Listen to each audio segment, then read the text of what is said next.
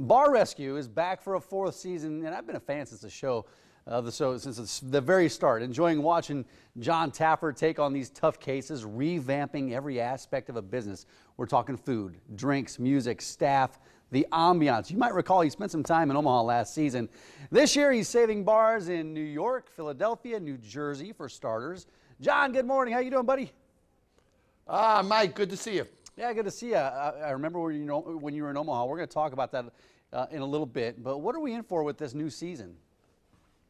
Oh, boy, I am so excited. I just finished the 7th episode of the season, which is my 70th episode. And I'm not just saying it, Mike.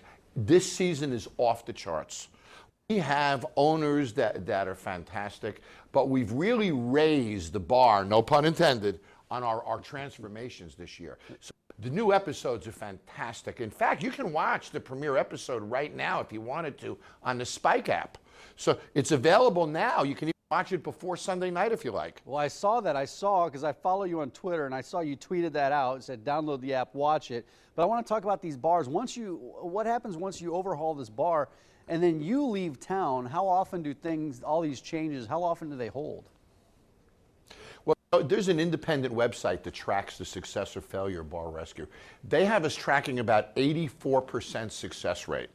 So we shot now, I guess, about 77 of them, and roughly 10 or 12 have closed. I don't follow it exactly. Yeah. But we're tracking at over 80% success ratio. And when you consider, Mike, that these people are hundreds of thousands in debt weeks from closing when we get there, I'll take that 84% any day. Yeah, that's an incredible number, but this is a tough industry.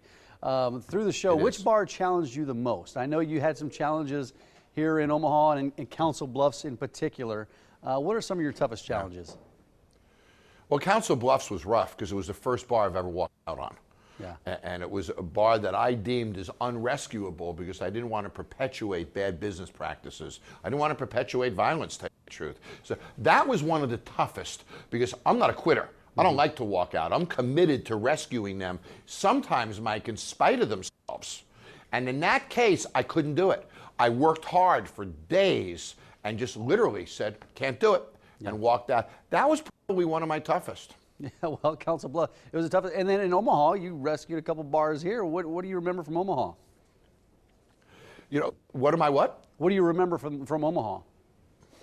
Oh, you know, I have great memories from Omaha. I've worked in Omaha over the years. You know, Omaha's a good market. You know, it's got a great downtown area. It's got a great mixology in a downtown area. Great bars. It's a pretty cosmopolitan city, I've got to tell you. And it's fun to do bars in a market where there are other bars that are doing mixology and upend concepts. It's a good town. Yeah, good town for my business. Yeah, exactly. Do you get a lot of opportunity? I know you go from town to town and you spend some time in these towns rescuing these bars, but do you get to see some of these other establishments like you said you did in Omaha? Yes, as a matter of fact, when I was in Omaha, and I'm not going to say the name of the bar, but I had my birthday party at one of them when I was shooting there. As a matter of fact, the same week as O-Face. Not the best week to have my birthday, but we had a great party in Omaha that night. That's great. Jon, come back to Omaha and visit us soon, and then our viewers can catch Bar Rescue this Sunday on Spike TV for the new season. Jon, thanks for your time this morning. Great. Good to see you, Mike. All right, you too. Mary, over to you.